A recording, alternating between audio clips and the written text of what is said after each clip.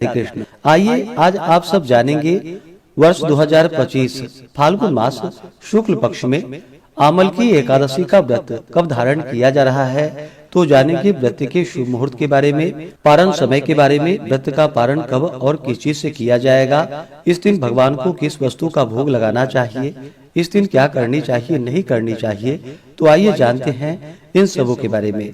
आप सभी भक्तों को आमल की एकादशी व्रत की ढेर सारी शुभकामनाएं। आप सभी के जीवन में लक्ष्मी नारायण की कृपा से आप सभी को सभी प्रकार के सुख और समृद्धि की प्राप्ति हो।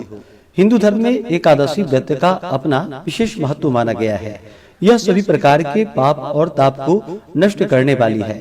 यह व्रत जो कि प्रत्येक माह के कृष्ण पक्ष और शुक्ल पक्ष की एकादशी तिथि के दिन धारण किया जाता है।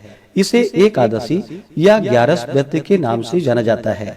यह व्रत भगवान विष्णु भगवान श्री कृष्ण को अति प्रिय होता है। प्रत्येक एकादशी व्रत का अपना अपना विशेष महत्व होता है। उसी प्रकार से फाल्गुन मास शुक्ल पक्ष की आमल की एकादशी व्रत का अपना विशेष महत्व माना गया है। यह व्रत जो कि सभी व्रतों में उत्तम माना जाता है।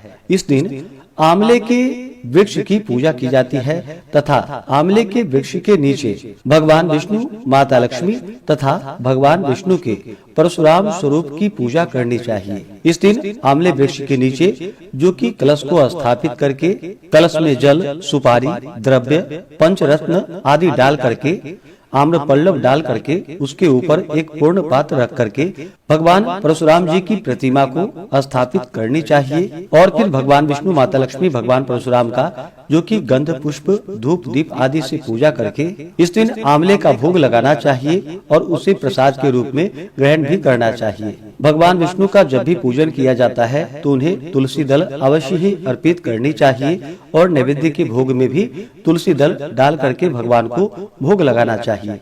इससे भगवान अपने भक्तों पर अति प्रसन्न होते हैं। एकादशी का व्रत दिन रात्रि उपवास रहते हुए धारण करना चाहिए। जो उपवास न रह पाए, जिनका स्वास्थ्य सही ना हो, तो आप एक समय फलाहार ग्रहण करके व्रत को धारण करें। इस दिन भगवान का सुबह और शाम के वक्त पूरे विधि विधान के साथ पूजन करें। इस दौरान कथा श्रवण करें, भगवान के स्तोत्र, चालीसा आदि का पाठ या श्रवण करें, भगवान की आरती करें और अगले दिन जाकर के फिर व्रत का पारण किया जाता है। तो आइए जानते हैं आमल की एकादशी व्रत के शुभ मुहूर्त पारण समय के बारे में। एकादशी तिथि प्रारंभ समय 9 मार्च 2025 दिन रविवार सुबह 7:47 और एकादशी तिथि की जो समाप्ति है वह 10 मार्च 2025 दिन सोमवार सुबह 7:46 पे एकादशी तिथि की समाप्ति है। तो सूर्योदय व्यापनी के अनुसार द्वादशी युक्त एकादशी का व्रत सभी भक्तजन 10 मार्च 2025 दिन सोमवार को धारण करेंगे। व्रत का पारण हरिवासर में नहीं करनी चाहिए। हरिवासर का समय द्वादशी तिथि का पहला चौथाई हिस्सा हरिवासर का होता है। तो द्वादशी तिथि की जो समाप्ति है वह 11 मार्च 2025 दिन मंगलवार सुबह 8:15 पे द्वादशी तिथि की समाप्ति है। तो व्रत का पारण 11 मार्च को सुबह 6:35 से सुबह 8:13 तक सभी भक्तजन व्रत का पारण कर लेंगे। आमल की एकादशी व्रत का पारण गोदधना पारणम यानी कि गाय के दूध के दही से इस व्रत का पारण है। यह संभव ना हो तो आप जल, फल या तुलसी दल से व्रत का पारण करें। एकादशी तिथि के दिन 10 मार्च को ब्रह्म मुहूर्त का समय सुबह 4:59 से सुबह 5:48 तक होगा। सूर्योदय का समय सुबह 6:12, सूर्यास्त शाम 6:04 होगा। 10 मार्च को राहु काल का समय सुबह 7:41 से सुबह 9:10 तक होगा और 11 मार्च को दोपहर 3:06 से शाम 4:35 तक होगा। राहु काल समय के दौरान कोई भी शुभ कार्य या नया कार्य नहीं करना चाहिए, इस बात का ध्यान रखें।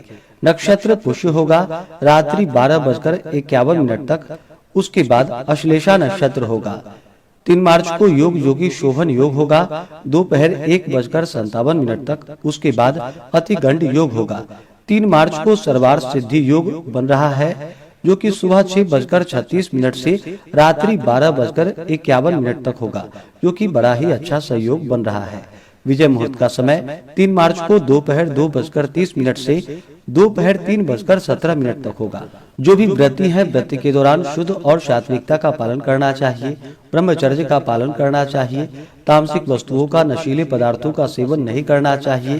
पूर्ण भक्ति भाव से भगवान विष्णु, माता लक्ष्मी और भगवान विष्णु के परशुराम स्वरूप की इस व्रत में पूजा करनी चाहिए। आंवले के वृक्ष की पूजा करनी चाहिए। जिस प्रकार से पीपल के वृक्ष को पूजनीय माना गया है, उसी प्रकार से आंवले के वृक्ष को पूजनीय माना गया है। आंवले के वृक्ष की पूजा करने से भगवान विष्णु, माता लक्ष्मी, भगवान शिव का कृपा विशेष प्रकार से प्राप्त होता है। तो आशा करता हूँ कि यह जानकारी आपको अच्छा लगा हो।